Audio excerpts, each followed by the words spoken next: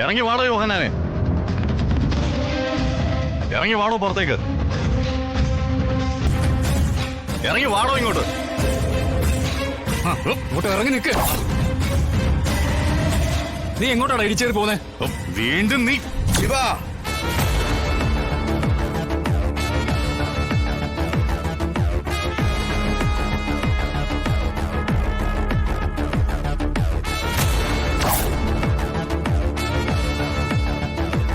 നീ എന്താടാ നിന്റെ വീട്ടുമുറ്റത്ത് ബലിച്ചോറ് ഒരുക്കി വെച്ചിട്ടാണോടാ ഇങ്ങോട്ട് ഇറങ്ങി തിരിച്ചിരിക്കുന്നത്?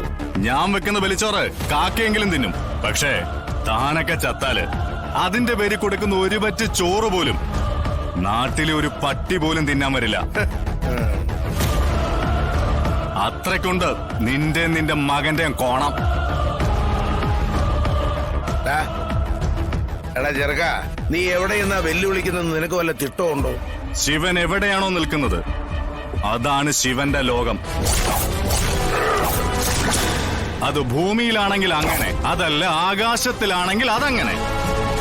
മനസ്സിലായില്ലേ? ഇവിടെ എന്തും പോകും. എങ്കിൽ നീ നരകത്തിലേക്ക് പോകുന്നതായിരിക്കും ഞങ്ങൾക്ക് കുറച്ചുകൂടി ഉചിതം.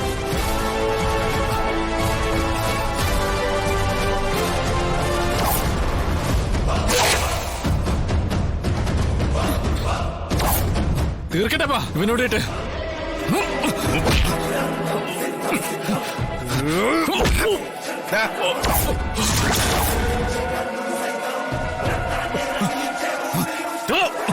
വേണ്ട വേണ്ട. ഒരു കാര്യം ഗൗരവമായിട്ട് സംസാരിക്കുന്നതിനിടയ്ക്ക് ഇരുമ്പോടിയും കൊണ്ട് വരുന്നോടാ. എടാ കുട്ടി, തീർക്കാൻ നീ ആരാടാ? കൊച്ചി രാജാവിന്റെ കൊച്ചുമോനോ? തീർക്കാനും തീരാനും ഉള്ളത് ഈ കുടുംബത്തുള്ളവരാ. ശിവന്റെ കൈകൊണ്ട് നരകത്തിൽ പോവാൻ പ്ലാമൂട്ടിലെ തന്തയും മക്കളും പിന്നെ നിങ്ങൾക്ക് പാദസേവ ചെയ്യുന്നവരും ഒക്കെ ഉള്ളപ്പോ എന്നെ പോലുള്ളവർക്ക് അവിടെ സ്ഥാനമില്ലടാ.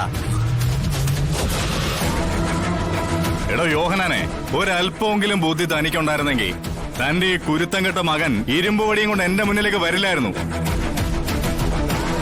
എടോ, ഞാനൊന്ന് അറിഞ്ഞു പെരുമാറിയ ഇവന് വേണ്ടി താനിന്നൊരു ശവപ്പെട്ടി മേടിക്കേണ്ടി വന്നേനെ. ഒഴിവാക്കി വിടുകയാണ് ശിവൻ. തനിക്കറിയാലോ എനിക്ക് ബിസിനസ്സിൽ ഒരു താല്പര്യമില്ലെന്ന്.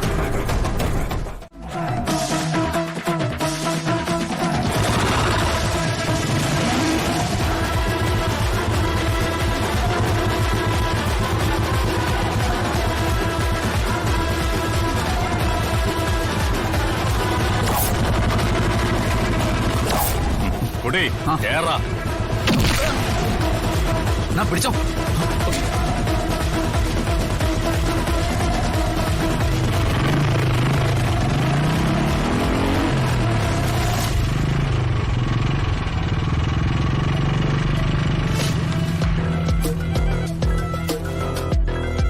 ക്ഷമിക്കണം സാറേ, അവർ ഇടിച്ചു കയറി വരുമെന്ന് ഞാൻ ഓർത്തില്ല. എടാ, വീടിനും വീട്ടുകാർക്കും സംരക്ഷണം ഒരുക്കാനാണ് സെക്യൂരിറ്റി. അതിന് കഴിവില്ലെങ്കിൽ ആ പണിക്ക് നിൽക്കരുതടാ. എടാ പൊന്നുമോനെ, നിന്നോടും കൂടിയാ പറഞ്ഞത്. എടാ, അടിച്ചു വീഴ്ത്താമെന്ന് ഉറപ്പുള്ളവനെ അടിച്ചു വീഴ്ത്താവൂ, ഇല്ലെങ്കിൽ അടവ് മാറ്റണം. ശത്രുവിന്റെ ബുദ്ധിക്ക് മേലെ സഞ്ചരിക്കുന്ന അടവ്. അതിനെ എന്റെ മോൻ കുറച്ചുകൂടൊന്ന് വളരാനുണ്ട്. ഇപ്പോ അവൻ വീട്ടിൽ കയറി, ഇനി അവൻ തലയിൽ കയറും. അതിനു മുമ്പ് അവന്റെ തല വെട്ടണം. ഇല്ലെങ്കിലേ എപ്പോഴും നമ്മൾ അവന്റെ മുന്നിൽ തല കുനിക്കേണ്ടി വരും.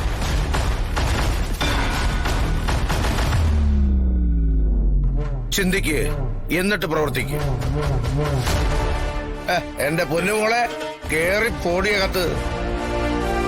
എടി, ആണുങ്ങൾ അടി കൂടുമ്പോ ചിലപ്പോ ജയിക്കും, ചിലപ്പോ ചത്തു വീഴും. രണ്ടായാലും പെണ്ണുങ്ങളുടെ സ്ഥാനം ഗ്രൗണ്ടിന് പുറത്താ. എൽസമ്മേ, അതെ, മനസ്സിലാക്കി പെരുമാറാൻ പറയണം നിന്റെ പൊന്നുമോളോട്, കേട്ടോ?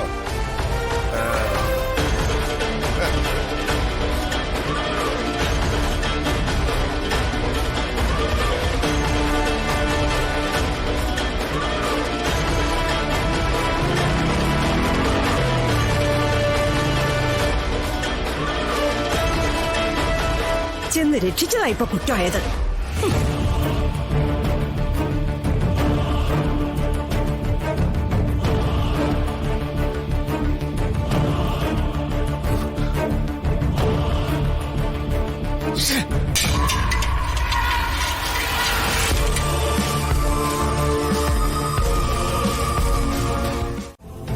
നല്ല ഗംഭീര തുടക്കല്ലേ രോഹിത് ബ്രോ, പൊളിയാണ്. ചിലപ്പോ ആശാനെ കടത്തി വെട്ടും. ആ അങ്ങനെയല്ലേ വേണ്ടേ? എടാ ഈ സാരഥിയുടെ മികവിലാണ് രഥം പോണ്ടേ. എങ്കി ഈ സാരഥി ഈ രഥം പറപ്പിക്കും. കാശ് നോക്കിയേ എന്തെങ്കിലും കുറവുണ്ടാ? കുറവുണ്ടോന്നോ? 2 മാസത്തെ പലിശയും ദേ ഈ മാസം തുടങ്ങിയിട്ടേ ഉള്ളൂ. ഈ മാസത്തെ പലിശയും കൂടിയാ രോഹിത് ബ്രോ മേടിച്ചു വന്നിരിക്കുന്നതേ. അത് കലക്കിയില്ലോ. അതെ, മസിൽ പവർ അല്ല കേട്ടോ രോഹിത് ബ്രോയുടെ ആയുധം. അന്യായ വൈത്താളോ സംസാരിച്ച് മയക്കി തള്ളിട്ട കാശ് മേടിക്കുന്നേ. എന്തായാലും നമ്മുടെ ഈ ബിസിനസ് കൊണ്ടുപോകാൻ പറ്റുമല്ലോ, എനിക്കത് തോന്നി. എല്ലാം വിഷ്ണുപുരയുടെ ദൈത്യത്തില ഞാൻ ഈ ചെയ്യുന്നത്. എടാ ഇനി എന്റെ ധൈര്യം ഇല്ലാതെ ചെയ്യണം, എന്നാലല്ലേ എനിക്ക് ഈ കാര്യത്തിൽ ഒരു ധൈര്യം ഉണ്ടാവുള്ളൂ.